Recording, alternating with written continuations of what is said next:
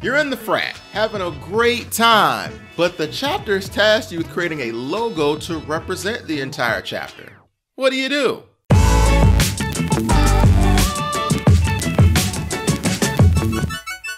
Each of these logos is using a sneaky trick. I know because I designed all of them. Can you guess what they are? Fraternities, sororities, experimental aircraft associations. All kinds of organizations could have hundreds of chapters that want an emblem that represents their specific chapter. Why are some logos great and other logos not so great? Over the course of my 10+ year design career, I've discovered 3 tips that could potentially be the game changer for you when you're looking to revitalize or create from scratch your chapter's visual brand identity, with one of them potentially being the avalanche that could produce so many other ideas. The Iota Zeta chapter of Kappa Kappa Psi utilizes this trick in their logo. Let's see if you can guess what it is. The Brothers of the Mighty IZ hail from the illustrious North Carolina Agricultural and Technical State University in the bustling metropolis of Greensboro, North Carolina. I happen to be a Spring 03 initiate into the mighty Iota Zeta chapter. Can I get a Aggie Pride? Aggie Pride? Do you notice any similarities between these 2 logos on screen? IZ uses the school's brand as inspiration. Your chapter logo can either reflect the visual personality of your institution or the visual personality of the larger organization itself. If you can do both, great.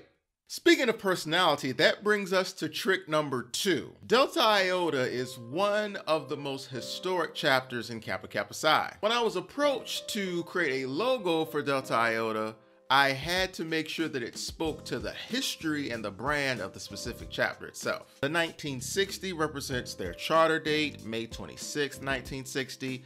The 105 references the chapter number, which is the order in which that chapter came into being within the context of the fraternity. I'm not going to try to pronounce that, but it represents a long time saying that's known within the chapter. The director baton references the musicianship of the collegiate band. The blue and white for KK Psi, and the silver, which is a color used by DI specifically, and a silhouette of the official KK Psi crest referencing the national fraternity. The Iota Zeta chapter full logo also has a silhouette of an official KK Psi crest, as well as the classic IZ chant. We are the brothers of the mighty IZ. Oh! These logos tell a story. Use what you know to create what you need. This is your beacon, your stamp. Let them know who you are and where you are. Howdy there, partner. You was talking about where?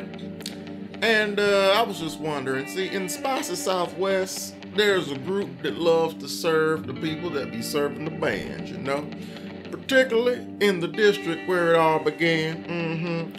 So I was wondering there, fella, can you make one of them fancy logos you're talking about there for them? I can. I will. And I have. Here we have the logo for the Southwest District Alumni Association of Kappa Kappa Psi and Tau Beta Sigma. Can you guess the trick I used in this one? I also use it subtly in this wrestling logo over here, but that's another video for another day. From the official Southwest District Alumni Association website. The Southwest District Alumni Association provides collaboration and social opportunities for alumni, honorary, and life members of the Southwest District of Kappa Kappa Psi and Tau Beta Sigma. Alumni serving programs throughout New Mexico, Arkansas, Louisiana, Oklahoma, and Texas. That last line should give you an idea of the trick I used here. So for the logo, not only do I reference music with the 5 lines and 4 spaces of the musical staff and the crest of each organization, I also use the collective shape of the states that they serve within the district. Referencing the location in a logo can be an easy way to build a quality logo. Now you have 3 tips on how to craft a great logo for your organization. But there is still this question to answer. How do you start designing concepts?